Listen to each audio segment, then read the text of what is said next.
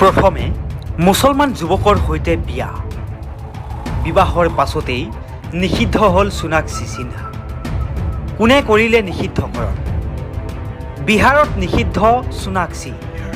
ধমকি ভৰা পোষ্টাৰ অভিনেত্ৰীগৰাকীক বলিউডৰ বিহাৰী বাবু নামে জনপ্ৰিয় প্ৰবীণ অভিনেতা শত্ৰুঘ্ন সিনহাৰ কন্যা সোণাক্ষী সিনহা বিহাৰত নিষিদ্ধ ঘোষণা কৰিছে। অভিনেত্ৰীগৰাকীয়ে বিহাৰত প্ৰৱেশ কৰিলেই কথা বেয়া হৈ যাব বুলি ধমকি ভৰা বাৰ্তাৰ লগতে পোষ্টাৰো ভাইৰেল। অন্য ধৰ্মৰ তথা মুছলমান অভিনেতা জহিৰ ইকবালৰ সৈতে বিবাহপাশত আবদ্ধ হোৱাৰ বাবেই সোণাক্ষীক বিহাৰত প্ৰৱেশৰ ক্ষেত্ৰত নিষিদ্ধ ঘোষণা। পাটনাত এই বিবাহৰ বিৰোধিতা কৰি এখন পোষ্টাৰ লগোৱা হৈছে। এই পোষ্টাৰখন ওলোমাইছে হিন্দু শিৱ ভৱানী সেনাই। হিন্দু শিৱ ভৱানী সেনাই এখন পোষ্টাৰ লগাই তাত লিখিছে যে সোণাক্ষী সিনহা আৰু জহিৰ ইকবালৰ বিবাহে লাভ জেহাদৰ প্ৰচাৰ কৰিবলৈ গৈ আছে।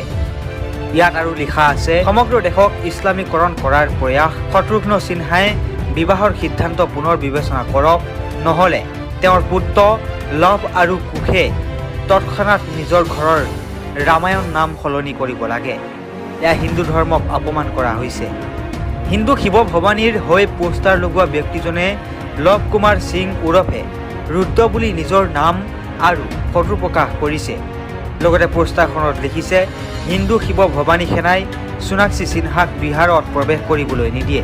উল্লেখ্য যে বলিউডৰ অভিনেত্ৰী সোণাক্ষী সিনহা আৰু অভিনেতা জহিৰ ইকবালৰ 23 জুন তাৰিখে বিবাহ সম্পন্ন হয়। বিয়াৰ পিছত শিল্পা শেট্টীৰ ৰেষ্টুৰেণ্টত ষ্টাৰ ষ্টেজ ৰিচিপশ্যনৰ পাৰ্টি আয়োজন কৰে দম্পতীহালে। বিয়াত ছলমান খান, ৰেখা, টাবু, কাজল, হানি সিং আদিৰ পৰা আৰম্ভ কৰি বহু তাৰকা সোণাক্ষী আৰু জাহিৰৰ বিবাহ অনুষ্ঠানত উপস্থিত থাকে। News desk report, RNA news Assam.